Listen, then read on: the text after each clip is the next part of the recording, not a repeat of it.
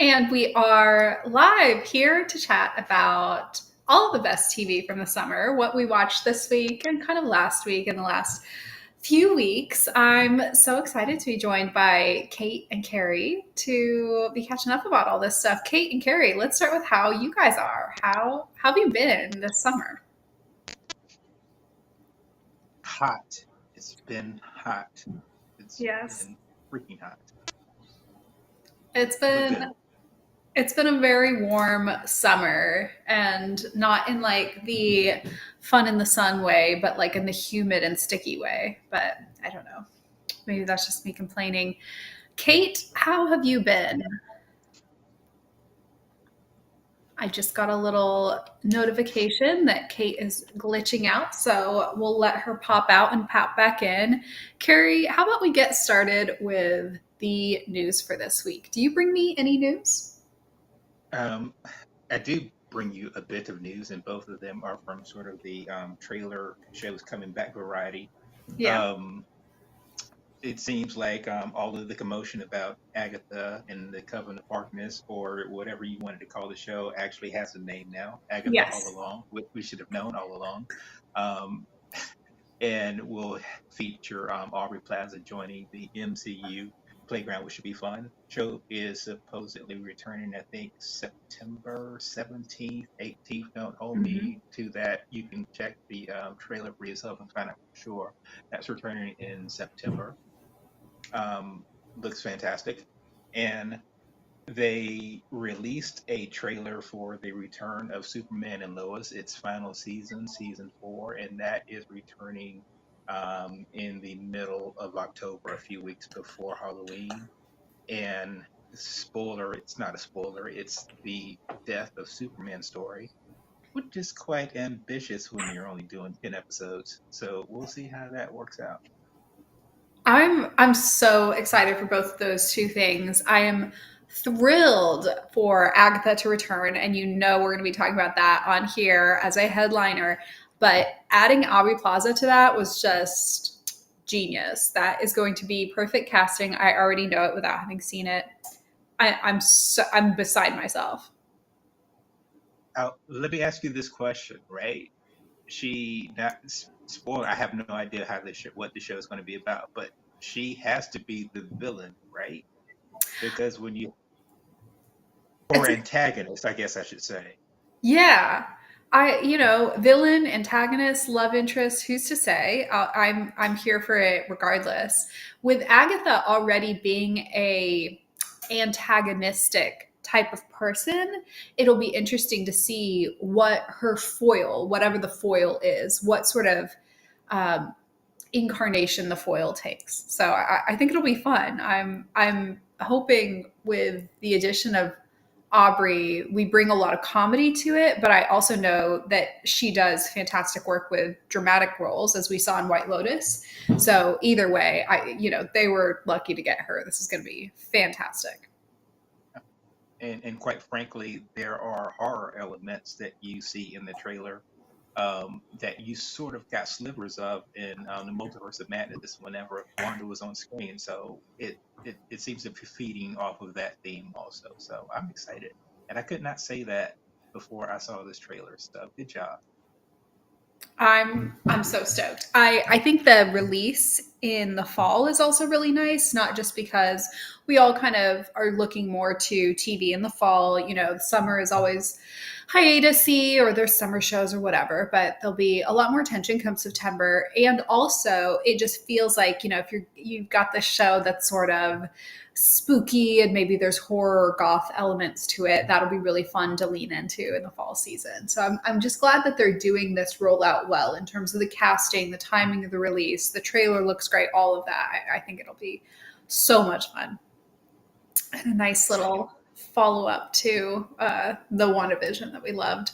I'm also really excited about Superman and Lois. It will be interesting to see how they wrap up their final season with a short final season. I presume a small budget for the final season. It'll be very interesting. Well, I don't obviously without knowing the ins and outs of the budget.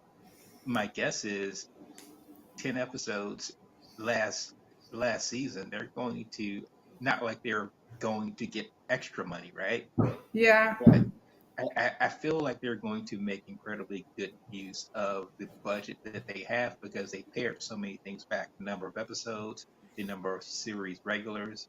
And Mhm. so they have money to make this look good. And we already know that the actors bring it. So that combination, go out with everything you got. I have really good feelings about this final season. Yeah, having it pared down means they can focus on ending. They can focus on ending strong and at the quality that they want to see at the end. I'm excited. I know we've talked about this before, but to see like what other Arrowverse folks could potentially show up in the final season and certainly for their finale as that whole, the universe draws to a close. Um, One thing I wanted to mention, just sort of on my radar for news for this week, is we will be entering sort of a absence of a lot of TV because we are going to be entering a overwhelming amount of sports content as the Summer Olympics comes to us from Paris. I'm so excited about it. I'm excited about all of the main things that every other basic person who knows a small amount about the Olympics is excited for. Katie Ledecky swimming, Simone Biles for gymnastics, whole 9 yards. I'm excited to get way into super niche things that are showing at 3 a.m. and have strong opinions about sports I've never heard about before. And I'm also excited to see the women's basketball situation, just because I, like everybody else in the world, have fallen down the WNBA rabbit hole. So Olympics coming up, not quite traditional scripted television, or depending on what you believe about the Olympics, but nonetheless, some exciting content. Will you be watching any Olympic content, Carey? I am a Summer Olympics guy over Winter Olympics. I know you're probably anti and certainly Winter Olympics over everything. But yes, I am interested in the Summer Olympics. I dig particularly the track and field events. Did you hear the big news? I say big news, like it's the big news. But apparently, Celine Dion is supposed to be taking part in the opening ceremonies and will be performing. Um, I saw that like maybe a day or so ago, which is incredible, fantastic news if you know about the medical matters and issues that she's been going through. So that's a freaking big deal to me. That's huge. No, I hadn't heard about that, but I know she's, been struggling with, I think it's stiff person syndrome or something to that effect. And that's, been taking its toll on her. So that is really exciting that she'll be part of the opening ceremonies. I will definitely be watching. Yes, absolutely. Um, so yeah, track and field events for sure. Mhm. Obviously, basketball is must watch television, and so 100%. much for yeah. If it's not just for like the performance on the court, all the drama of who should have been there and who's not there. Um, there, it's good times for sure. Yeah, I'm so excited. That starts, I think, this weekend. We'll see opening ceremonies and then immediately all of some of the events that I'm big on, like gymnastics. I think like qualifying starts right afterwards. So I will be glued to my television. I'm so excited. Oh, other, and I'm not trying to hog this, I swear, No, you're but good. other bit of big news, and this sort of means something different to people of a certain age, but um, breakdancing Yes, is is moving now. ahead. I was, I was, when I first heard it, I was freaking flabbergasted. I have to watch that. I will absolutely be watching breakdancing. What do I know about dancing? Nothing other than like ice dancing. What do I know about breakdancing? Less than nothing. I can't wait to form like unreasonably strong opinions about like who's doing best and who should be featured and who should win and whatever. I'm so excited. It'll be great. Of course, it's upside down. That was a Stranger Things Stranger Yes. Things reference that Kate just did on purpose. Kate, to catch you up as you rejoin us from the upside down, and you know what? If you want to, you can stay upside down. This is a safe space for. I think it works. I think it works thematically. It kind of does. I could reorient us and make it look real funky. We were talking about the upcoming Olympics. That was the news that I bring to the table. Kate, are you going to be watching any of the upcoming Summer Olympics? I will probably watch volleyball, and that's the start and end to my sports interest. Okay, fair enough. Yeah. Have you, at any point in the last, I guess I'll say 6 months to up to 2 years, been told that you resemble a women's basketball star?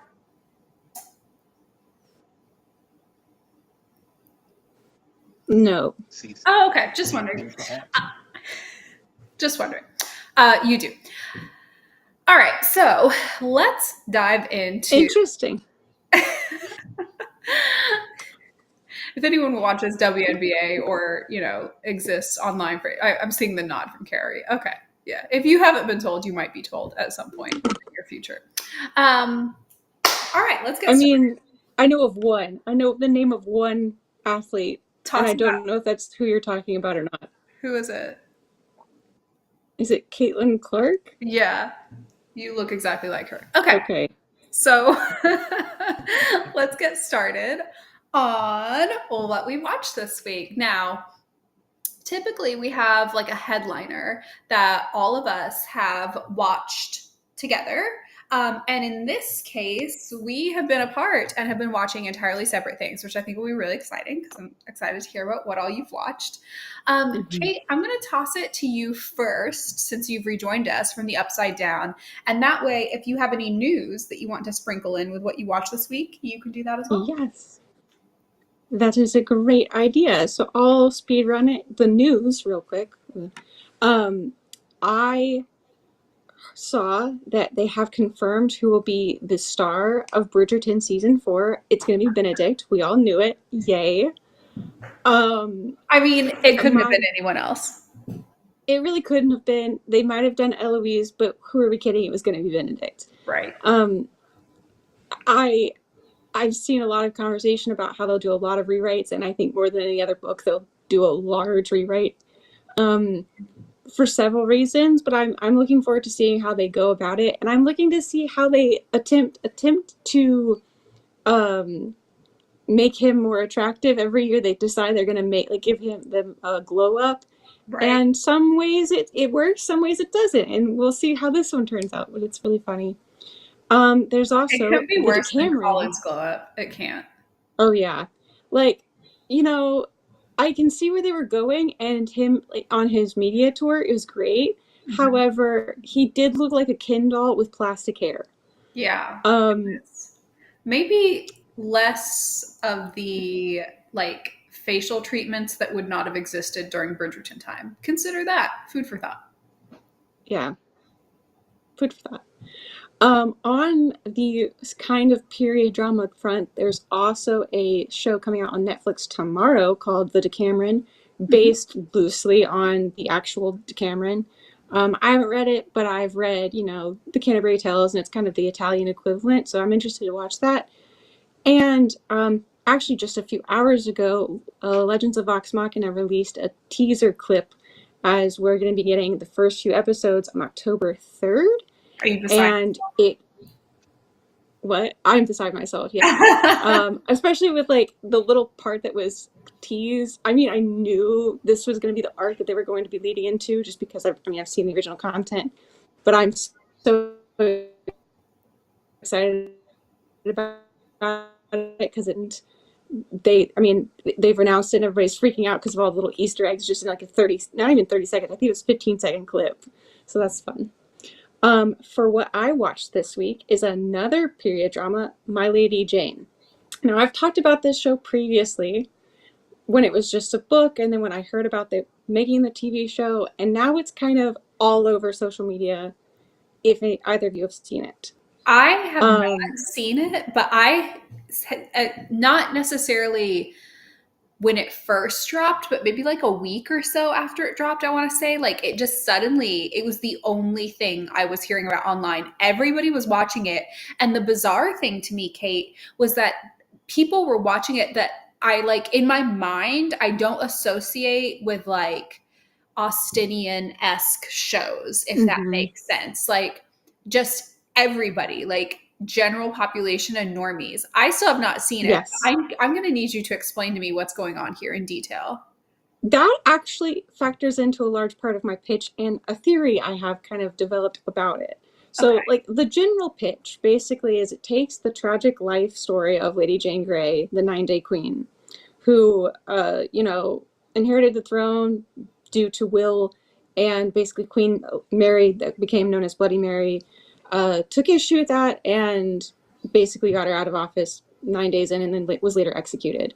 So this show takes that tragic story and has a lot of fun with it, makes it a lot more hopeful, comedy. It's a fantasy rom-com because they've also taken out the religious wars that were happening in history and made them into basically a battle between shapeshifters and non-shapeshifters. Half the cast turns into animals Okay. just for funsies. Like animated animals or like IRL animals? IRL animals. Okay. And because it's the only magic they had a substantial budget for the change, I think that the visual effects for the change from human to animal is actually good. I was worried that it was going to look bad. It's actually pretty good. Okay. And then outside of that, it is hugely comedic. It wears its references on its sleeve. It is Princess Bride, Pride and Prejudice, Clueless, Knight's Tale, Monty Python. And not only is it highly influenced by, they make quotes references. There's visual references, everything like that. So as a fan of pretty much all of those things I listed, it's kind of my cup of tea. But what's great about it is they did it in such a way that you don't have to know or appreciate the reference to find it funny. I think sometimes other shows fail to do that. This one did not. Okay. Outside of that, what's really catching people's attention is how funny it is, but how good and well written and smart and intelligent the character writing is. When I think I told both of you that the first 2 episodes are the weakest 2 episodes, and it's because the writing for the characters is a little less nuanced, but even then it still has so much nuance, so much complexity, and so much heart and humor in it, while so many things are happening. The other part, like the chemistry between the 2 main characters, I at first thought I was tripping. I thought I was going crazy. I was like, am I imagining this? Am I just wanting to like this? Mm-hmm. And then, after I finished watching it, went on social media, that's all everybody is saying. And quite honestly, the main actress would have chemistry with a stick. I don't understand it. I think it has something to do with her eye contact. I don't know, but it's fantastic. And then the male lead, I've seen him in a couple of things, and I also think he's really good at what he does. So they really lean into the, period, longing, yearning, that kind of stuff. That is kind of quintessential for the period drama stuff, with a lot of slapstick humor kind of thrown in, or, they say as if to each other several times as kind of early day flirting. The other thing is they're able to use, we could have a larger discussion about marketing with tropes and how that's affecting media and blah, blah, blah. But they fit the kind of love at first sight, but it's really lust at first sight, enemies to lovers, marriage of convenience, and then somehow forbidden love, all in one relationship. So there's a lot for people to really gravitate towards and grab onto. They've also mentioned how, like, the main character was basically if Blondie, the 80s rock band, and Elizabeth Bennet were put together, which is a fantastic sell for me. I was, of course, going to love that. So 2 very all niche of these interests things put together for you. Yeah, all of these things are great by themselves. And then coming off of a month after Bridgerton season 3 ended, I think it was a fantastic move for them on a marketing front, because all the people that really liked Bridgerton were probably starting to get a little hungry for something else kind of like it, and so they sold it as that. It's not like Bridgerton. Let me be perfectly clear. It has a romance in the front. There's a narrator that has a personality of its own. There are a handful of things that I can see the connections towards, but it's a different era. It's very comedic. It's fantasy. There's more differences than there are similarities. But I think what it does is it benefits from having the people that liked Bridgerton coming over, and then anybody who likes it's a little bit, they swear a lot more, and Uh-huh. there are actually, I would say, more sex scenes in My Lady Jane, but Oh, there's no nudity. okay. And I think that writing in the sex scenes is way better. I could go into like a whole diatribe about how well they used sex scenes in the show. Or how Um, but unwell I think that the also sex pulls scenes in in people season who 3. maybe don't like Bridgerton because it has that connotation of it just being, a bunch of people in pretty dresses having sex. Right. And it has, it was able to pull in, I think, probably some people who liked history or maybe like a little bit of action adventure shows. So I think it has a broader scope of people that could possibly like it. And then coming off the Bridgerton coattails, had a built-in audience already kind of coming onto it. So I kind of see why it blew up so fast with very, very little marketing. The marketing had almost no fantasy conversation, a very, very little bit of it. The only reason I knew about it was because I knew about the show before it was even made. Mm-hmm. Um, and I think that's what has a lot to do with it. Well, I've been sufficiently pitched, but to be fair, I feel like I've No, I been can't hear pitched. you. Am I muted? Carey, can you hear me? I can. Okay, I great. can't hear you. Oh, 1 second. Carey can hear me. Unfortunately, I'm going to continue to talk anyways because I never shut up. I have been sufficiently pitched, but to be fair, I feel like I've been pitched on this show for the last like however long since it's been out because literally everybody's watching it. Like Carrie, have you even heard of it? Like online, like just from social media, other than from me and Kate? I have not, which is Really? sort Okay. of strange. No, yeah, yeah. I mean, it feels like I should be part of the algorithm somehow where it Yeah. would hit, but it hadn't. So it sounds interesting. It sounds fun. I guess the question I would have is, and it seems like we may have a technical difficulty. The Right. question I would have is Let's see. how A hand. would, yeah, no, how might it land if Bridgerton didn't exist? I don't ask that to say Mm. would it succeed without it, but I'm just wondering how they may have sort of fashioned the show or tailored the show or done the show absent like that behemoth that's been part of the public lexicon, right? That is a great question. Um, in place of an answer, I'm seeing Kate do the what's the girl who's like, Swiping. Nemo, wake up! Why are you sleeping? I thought she was swiping up. Oh yes, that too.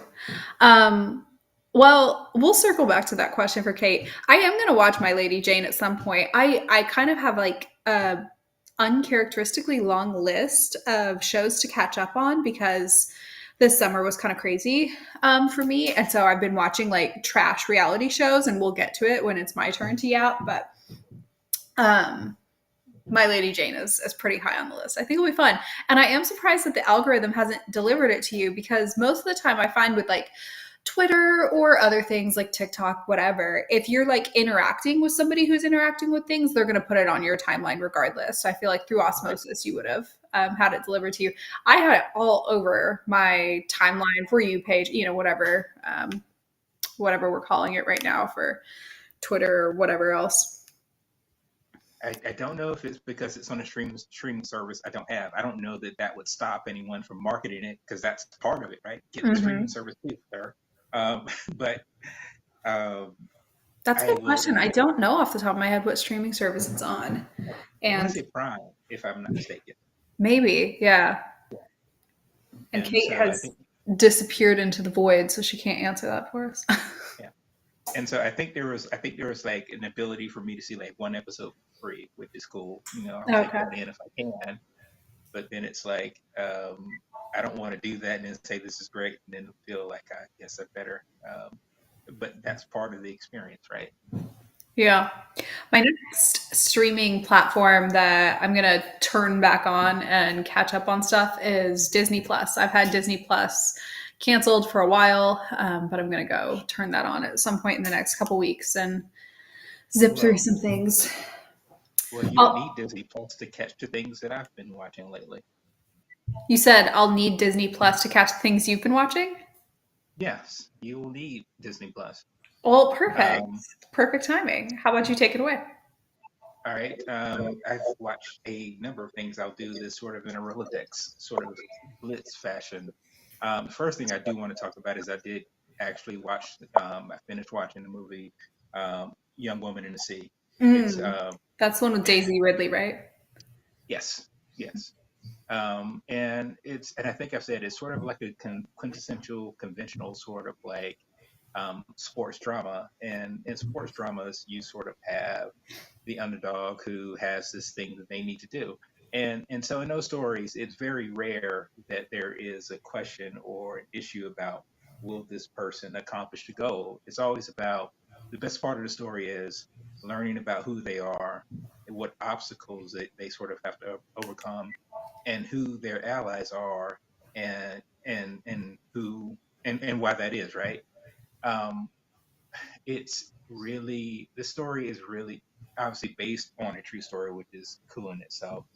Um, but it's interesting in that every woman, and I'm not even saying this facetiously. It's like every woman in the show in this movie sort of has um, like heroic moments, right? Hmm. They're like they're like it's funny because they're like good and decent people, which should tell you everything you need to know about the um, the antagonist in the movie. And part of the antagonist of this movie is the people who are in it in the time that we're talking about, like the early 20s, right?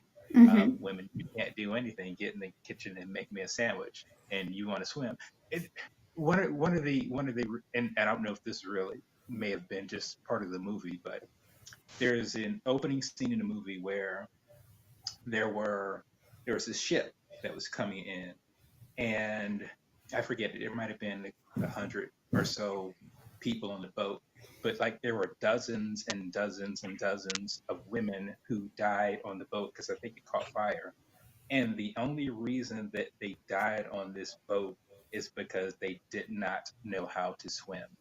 Oof. If they could, yeah, it's like if they were so close they could have gotten off the boat, swam for like about 100 feet, and they would have been safe, but they could not swim and they died. And that was sort of like the impetus of like, hey, learning how to swim can literally save your life. And Mhm. this story is about obviously how swimming saved Daisy Ridley's character's sort of life in terms of like having like a goal and a passion and a purpose, Mhm. and how her ability to do that and impacted not only her life but like the lives of like many young girls and women who came after her. So it was I did not know, or I did not know that I was going to like it, like when I said, hey, let me give this thing a watch. But like I said, it's a conventional sports drama movie, and there are reasons why they make conventional sports drama movies because they are feel good movies, and sometimes you need a feel good movie with feel good characters in it. And Daisy really was fantastic in it. Um, I think I don't want to say she gets a bum rap for playing like Ray in these Star Wars films, and that's probably how most people know her. But she does like a lot of small things, a lot of independent things, and this is like a real good sort of movie to feature what she does best. So I thought that was cool. You should probably give it a watch. You need to get Disney Plus to do it. Yes, Um, I will. yeah, It's interesting because you make a good point that she could easily have been pigeonholed for Ray and her performance as Ray, which I thought was fantastic, but could still be pigeonholed. Did you feel like in this movie, or if you've seen anything else that she's done since then, that she kind of has broken out of that pigeonholing? I feel like I haven't really seen her in anything since I saw yeah, her as Ray. yeah. I think that's the best thing that she could have done. It's like if because it's like, hey, if you do those Star Wars movies and that's the only thing you do and that's the only way that people see you, but Hmm. I think it's important to take opportunities and to do smaller things. They don't all have to be small. I mean, she's been featured in the was it the not the Death on the Nile, but the one before that, Murder on the Orient. She's Oh in that. yeah, which is great. Fantastic cast. And so yeah, and so she's had an opportunity to sort of be a part of bigger things, a smaller part of bigger things, and Mhm. then a bigger part of smaller things. So you get a chance to see what she's capable of and what she can do. And her spirit always sort of like just shines through in Mhm. most of the things that she does, and particularly in this. My only my only nitpick about it is I wish they had. It's like a little over 2 hours, something like that. I Mhm. just wish they had had an opportunity to spend a little bit more time, um, sort of having. And I don't want to say they did not have like quiet moments with her character, but I just wish that they had had more of them, particularly interactions between her and her sister, Mm. which to me was like a really good part of the movie also. Um, which included like a lot of good scenes and a lot of good like pairings. But I wish they just had a little bit more time, a little bit more quiet moments to flesh that out a little bit more. But it was a lot of fun. It was cool. There might Well, have even been a year or two in there somewhere. I'll give it a watch when I turn Disney Plus back on. It sounds like it's hitting like 4 or 5 niches of things that I'm interested in. The other thing that I watched from Disney Plus, and I wish that I had incredibly glowing, fantastic things to say about it, was The Acolyte. Um, it was Yes. it was fine. There were pretty good performances by people. You could see the investment that Marvel that Disney put into the series. But when you have a limited series or limited episode series, it's really difficult to tell sort of a story um, that that figures out a way to have you care about the characters when the thing that propels this show is this significant mystery that they're trying to uncover. So Hmm. when a mystery is sort of like at the middle of the story that you're telling, you sort of hold back on like character insights and moments and those sorts of things to sort of further the mystery, which is fine. But I Hmm. think sort of the ability to tell a story about people sort of suffers when you do that, and I think that's sort of what happened um, with this show. And the other thing, quite honestly, is like think of all the shows that you've liked, and there's been some mysterious anti-hero or antagonist or whatever the case may be, and you've watched an episode or two, or you watched a movie, and you said to yourself at the end, I wish they had. I wish this story had been told from that person's point of view. Hmm. And that is sort of the other um, sort of thing that I think held this show back. I had heard that when the show was pitched, it was pitched as it was to be a story told from this particular point of view in terms of more of the antagonist point of view. And then there was pushback, and then sort of they had to sort of change lanes, switch gears a little bit. And I think overall, I don't know if that's true, but after watching the show, you can certainly feel that that was the case because when a show is over, when a movie is over, and you feel like, wow, I wish we had spent more time telling that story, Hmm. can be great if it's leading into season two or a sequel and you're really anticipating and expecting that, which is what we got here. The bigger problem is that there's a question of does this get a season two, and did your inability to tell the best story you could in season one affect your ability to get to the good part, right? Hmm. Um, and so that good show.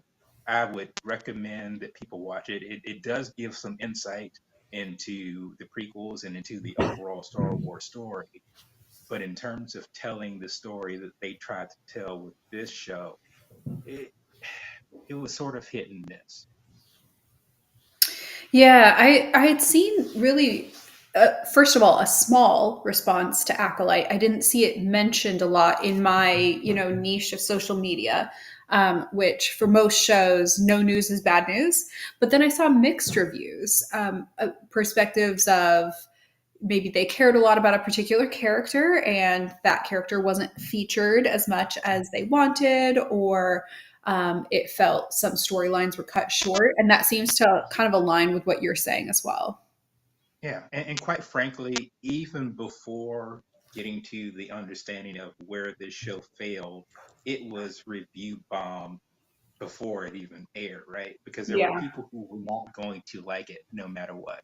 Yeah. And so my thing is I don't pay that any attention. My thing is I'm going to base this on what you presented, what you were trying to do, and where you fell short or where you accomplished that. Right. And so there were things that they did incredibly well.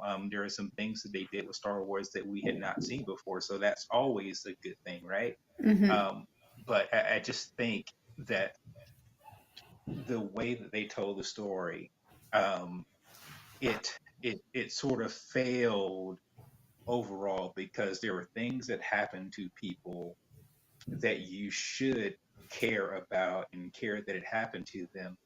But the way that the story was told, it was like you don't get the impact of their story, their arc, and what happened to them until the very end. And I don't want to say it's too late, but it kind of sort of felt that way. I think the impact would have been much better if we had had those insights. And I'm not saying that you have to reveal everything in the first 5 minutes, Right. but I think the way you tell a story certainly helps you understand what this person is about and what this journey means and what their failure ultimately means in terms of the impact to them and the audience. And I just think the way they told the story, it lessened that potential impact. Yeah. It's kind of that inherent downside in a mystery as well. I'm hearing this and I'm thinking of it in the context of other mysteries that we've all watched, like Only Murders in the Building, and how by withholding a piece of information or withholding something about a plot line or withholding something about a character, you get the fun of a mystery, but you limit yourself in what you're able to communicate early on, and therefore what people are able to buy into early on and throughout the series. Right. But in with like say like a show with like Only Murders in the Building, the reason that they succeed in telling a really good and capable mystery is that they don't make a mystery out of who these people are, who Right. are three main characters. So that's not what the mystery is, right? Their Right. motivations isn't a mystery. Right. In the Acolyte, those motivations, who these people are and what they're about, that was the mystery. And that's the failure of, hey, now you know what happened to these people, but it's like, well, I didn't really know them. And that's Right. kind of a disappointment. Yeah. It's like withholding for the sake of withholding rather than for the sake of telling a good story. I know you had a couple questions. I think two questions for Kate, and we had our little technical issue there. If I remember them correctly off the top of my head, one is what streaming platform is My Lady Jane on, and the other one was how would My Lady Jane have fared if Bridgerton did not exist? Right? Did I More get that than right? yeah, more than how it would fare is, do you believe or do you Okay. feel like there would have been a different way that Yeah. they told the Um, story without that?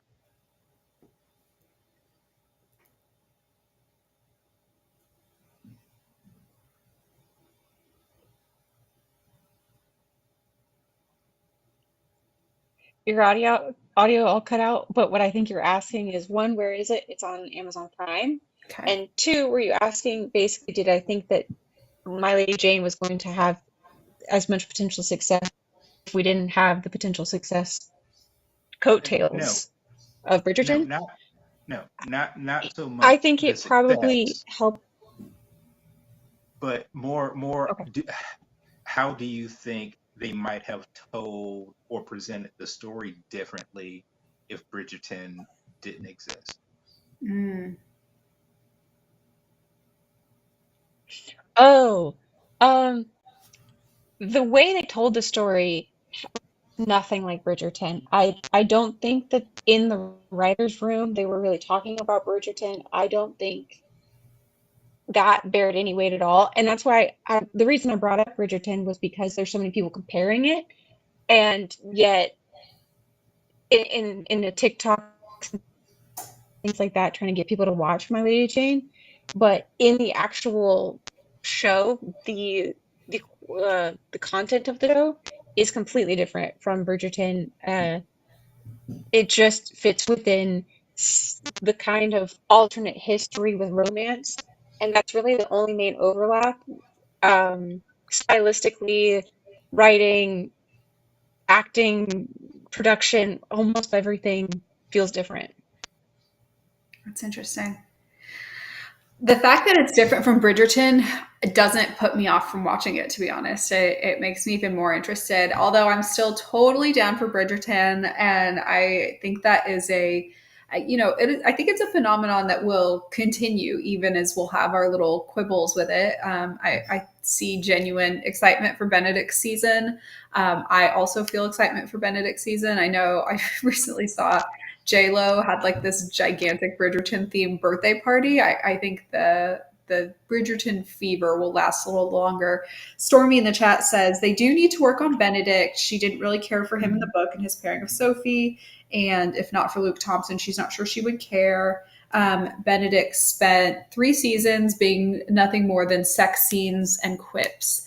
Yeah, it'll be interesting to see what direction they take for a romantic sexy season, given how they have set up Benedict as sort of like a sex focused plot to this point. So nonetheless, I will be seated watching and inevitably complaining. I'll quickly run through what I've watched these past few weeks, which was trash, spoilers, and then we can get into our 1-minute roundtable of a Woman of the Week. So I have been watching trashy reality TV as background because it's been such a busy summer and I've been working so much, you guys. So I'm forced to watch Love Island. I was forced to watch Love Island as some mindless background during that. Yes, all 36 episodes, 36 1-hour episodes of the latest season of Love Island US. And I watched that. I've also watched The Mole, and I'm going to talk about the two of them together because there was something that I mentioned. I'll say sort of in earlier pandemic times. It was probably in 2021 or early 2022 when we were talking together about what I think is sort of next for television. What is the next thing, given how the pandemic and then the writer's strike really impacted the forward movement on scripted television? And I said there was going to be deception dating shows. That is social deception with some element of dating and romance involved. And I'm not going to go too much into the fact that I was right because I think I've been proven so abundantly right in the last year and a half that it would be ridiculous to even make an argument about it. You literally can't go anywhere without seeing some version of a social deception dating show on every network and every turn in every corner. But with Love Island, that is something that is certainly pre-existing. It's been many seasons in the UK as well as, there was like Australia where, we've got US, whatever. What was interesting to me about how this season unfolded, and then likewise how the latest season of The Mole unfolded, is what comes first. Is it dating or is it deception? Now, Love Island is theoretically a dating show. Deception's not inherently necessary, but it's absolutely necessary to play the game. Both deception in terms of pretending you actually like the person you're with when you don't actually like the person you're with and you're just trying to win the show, pretending you like somebody when you fully intend to switch to somebody else, pretending you don't like somebody when you do it, like all of that. There's inherent deception within it. The two girls that you see in our little thumbnail, one of them's the winner, that's Serena, The other one was Runner Up. They were best of friends. It was so heartwarming to see. There was a third one named Janae in their trio, who I think was number 4 or was in the number 4 couple. Technically, all of them were like number 1 with another guy who was also number 1, but I don't pay attention to men, so we're ignoring them for the purpose of this discussion.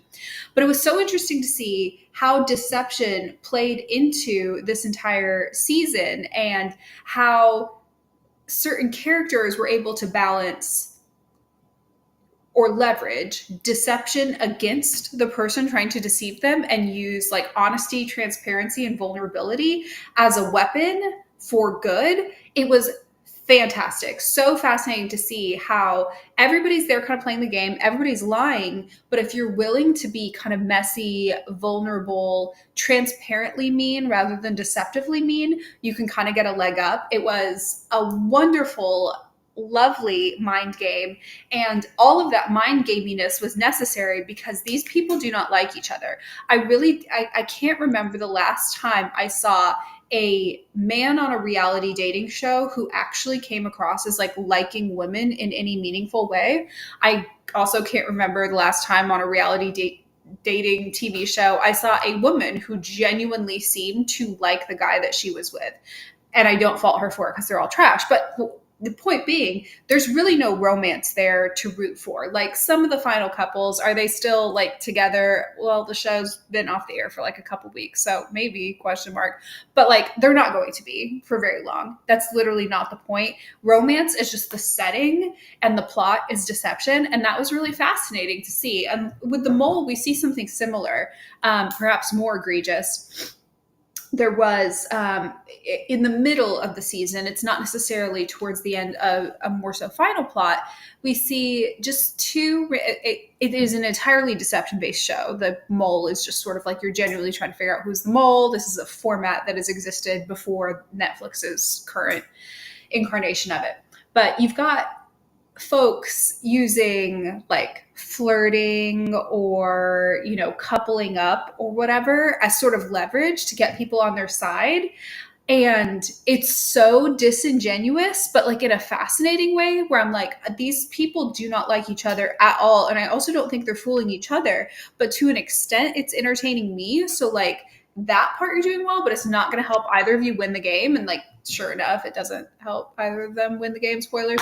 But all I'm saying is social deception dating shows, they're in a wonderful renaissance right now, exactly as I've been, you know, banging pots and pans and saying. But seeing the game become a bit more complex and layered and not just a matter of like testing everybody's kind of lying and deception skills, which is fun in and of itself, but also how can you leverage somebody's lying and deception skills against them as well to either not just make them look bad, but also, you know, make them start to question their approach and get them out of their like comfort game playing mode and into uncomfortable game playing mode. Fascinating. Highly recommend, but you're not going to watch it because you guys have self-respect. So take this as sort of like a lackluster pitch. I more so just wanted you to have to listen to me talk about it. And with that, I just had a question popping yes, in my please. head. Here's a question. How long have you been married now? Oh, great question. I just hit my 12-year anniversary and we are on year 13. Isn't that crazy? And absolutely, congratulations. Thank you so much. The reason I asked this is because I'm wondering, say 15 years ago, yeah, if you and your husband were on one of these dating shows, yeah, how do you feel about whether you guys would have matched on one of these reality shows? Would we have picked each other? Yes, 100% yes. Like everybody can talk a good game about like compatibility and, you know, it's all about like personality and this, that, or the other. But there's something about like somebody's physical type, and we would have picked each other based on physical type. Like just based on like, if we were like young and dumb and picking based on physical type, yes, we would, because yes, we did. And then in terms of personality, that I think would have worked well for like game playing. Like, would we have ever gone on a reality show? No, I don't think I would have, because like I'm too competitive and I wouldn't have like dealt well with like the stress and the whatever. Like I would take it too seriously. The people who do well are the ones who like go to have fun. And I could tell myself I go to have fun, but I would go to have fun. I would like take it way too seriously. My husband would never set foot on like anything remotely next, like near a, you know, reality show. Like he would never touch that kind of thing, which is like great. Love that about him. So like it would have never happened, but had it happened, our like game playingness would have done all right. You know, like win, maybe not, but like a respectable showing, yeah. Like we were gamey enough to do that. I don't know why that popped into my head. It just did. I love that question. That was a great question. Well, now, because I know your husband, now I'm picturing you both and I can't stop laughing. Oh, it'd be embarrassing and hilarious. So Yeah. bad. Yeah. You were just trying to force him into that situation. It would never happen. Oh no, like not at gunpoint, which is good, because like if like anybody's listening to this, all like 3.5 people, don't ever date a guy from a reality show? Question mark. I don't know. That's kind of why I like shows like The Circle and The Mole, where they're not really inherently like dating shows. You know, like you can bat your eyelashes and like try to like work a little deception in, which is fun, but they're not like, you're not really going to pretend that you're going to marry a guy who would go on a show for marriage. You know what I mean? I'm also watching The Bachelorette right now, and like she very clearly has like no respect for any of these guys, because none of these guys are here for like, you know, to get married. They're all here like because they're trying to promote their like business of like dog portraits and self trainers and like that kind of stuff. Like nobody's there for like love and marriage, and therefore like she doesn't like them. And so there's just like this absence of romance, and in the absence of romance you have to add something else: game playing, social deception, thrill rides, skydiving. You have to do something else, because there is no romance there. Like these men and these women on these shows, I know that's very heteronormative, but these are heteronormative shows. These men and these women do not like each other. That's why I liked I Kissed a Girl several weeks ago. Those women actually liked each other, you know, like some of them are still together. You win some, you lose some. Woman of the week. I'll kick us off since I'm already on a yapping tangent.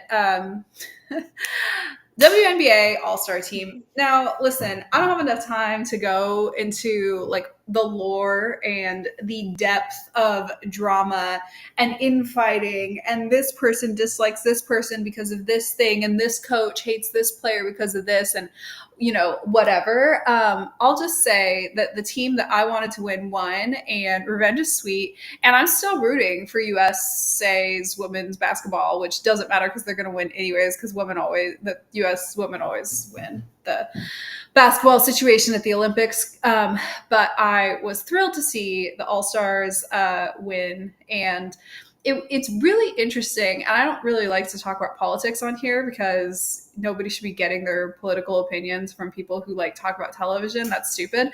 However, in the women's basketball team, there was kind of this dynamic going on where the women who were appointed to the US team were all like veterans who've done this a lot. And a lot of them were like the oldest players ever to still be doing it, which like in a sense is like super cool. Love that. Like they're fantastic. They're legends. But by the numbers, they should not have been the ones on the team. There were younger rookies and non-rookies, folks in their second or third year, whatever, who were way outperforming them.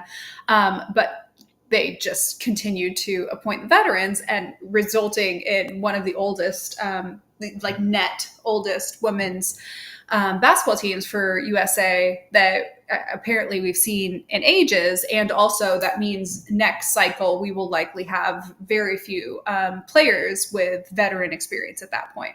And I just found it really interesting in the context of the conversation that none of us could escape, which had to do with older politicians who needed to make room, and in some cases now have, hey, happy week, for younger folks to run. And the U.S. women's basketball team did not make the same choice that we have seen play out very excitingly, in my opinion, in politics in the recent week. So fun little analogy there. Go America or something. Kate, who's your woman of the week? Okay, so I listed on our little agenda Margaret and Mary, but I'm really just going to say all of the supporting female cast of My Lady Jane. I went into some depth about why I really liked the main character, but all of the supporting female characters were having the time of their lives. All of those actors seemed like they were enjoying themselves. Specifically, why I say that is Frances, which is her mother, who was the same actress who played Caroline Bingley in the 1995 version, just an FYI. There was a young girl who played her little sister named Margaret. Um, that little girl, as a character, was amazing. She was very violently protective, and has her own sassy personality. Very snappy.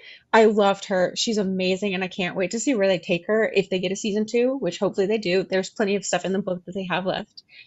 Um, and Mary, Princess Mary, who is kind of to to follow her in her footsteps and is posed as the main villain of the show.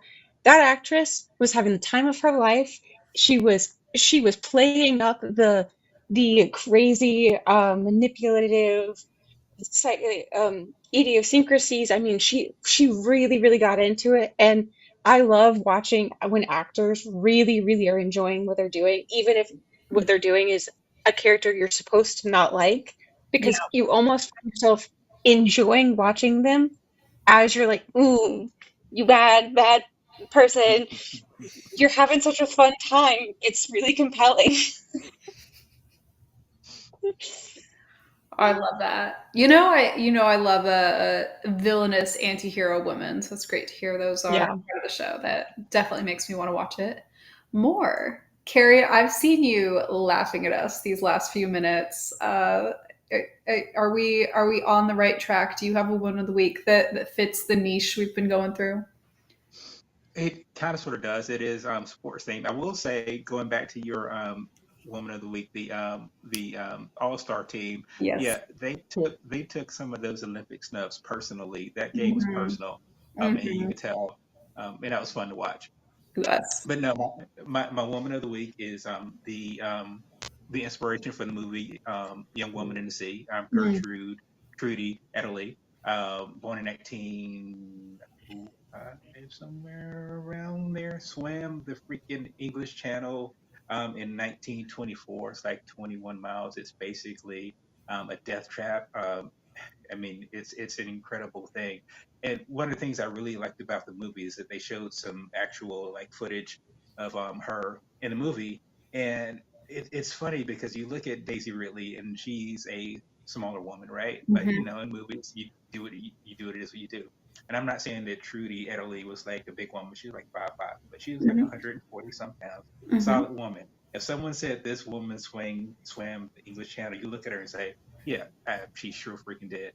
Um, but the reason that I am saying that she's the woman of the week is because unfortunately she had some health issues from like childhood. I think it was measles or something Hmm. that gave her onset deafness. Hmm. But she did spend the good majority of her life teaching deaf people how to swim. Oh, So wow. not only was her impact in sort of breaking down barriers for women athletes and what women can do, but she also helped the deaf community by teaching them to swim, which is why she is my woman of the week. That's awesome. What an incredible pick. I think we all did well this week. We had some wholesome, we had some villainous, we had some controversy. It was a well balanced meal. Our next live stream, well, I don't know when it will be. We'll have to see what's coming out these next few weeks, other than the Olympics. If there's enough Olympic interest or other things going on that we want to hop on in a couple weeks and chat again. But we do definitely have Agatha All Along coming up, and we also have Only Murders in the Building coming up. And one of those two will start right at the end of August. Carrie, did you have a question? Not a question, just a comment. By the next time that we speak, we should all fairly know who played the role of Lady Deadpool in the Deadpool and Wolverine movie. I have ideas on who it probably will be, but Yeah. I've already been Uh-huh. disappointed, so I won't say. But I'm looking forward to that reveal for sure. Yes, I'm excited as well. It might be a notable pop star? Question mark. It could be. Could be. Well, by the time we chat, we'll know. Have a wonderful week. Carey and Kate's information is in the description down below if you want to chat with them about anything that they talked about tonight. I will talk to you all later. Bye.